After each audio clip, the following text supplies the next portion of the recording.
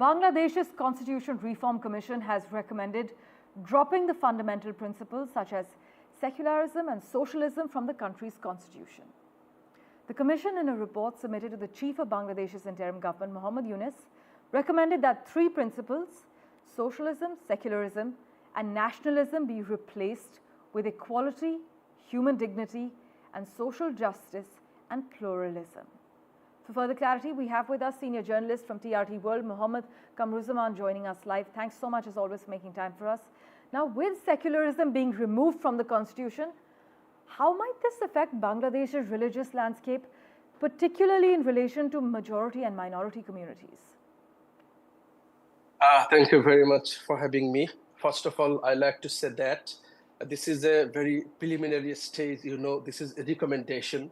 It means that it will be discussed with all stakeholders, including political parties and all other social and religious groups. Then it will be finalized. So it's a very preliminary stage. And we also noticed that actually the July movement that toppled Sheikh Hasina regime, that equality was a very much important factor behind that movement, because 54% quotas were in government jobs. So there was a sense among the people for amendment in the constitution, and in that case, equality and human rights, pluralism, this was the fundamental demands of the people. Now the debate that you have already mentioned about the removal of secularism, actually this term was a little bit unclear.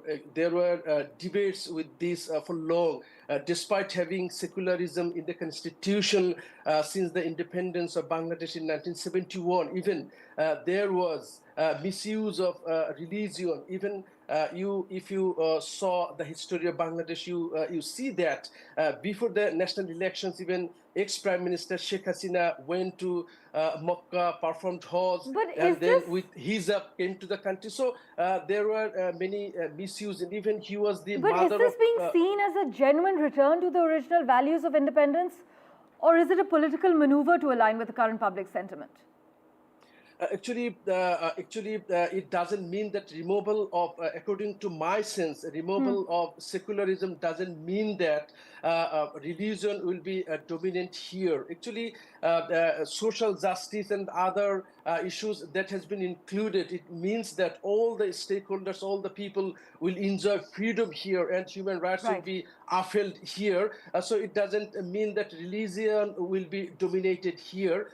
However, it will be discussed with all stakeholders, and then finally it will be finalized after discussion through the experts also.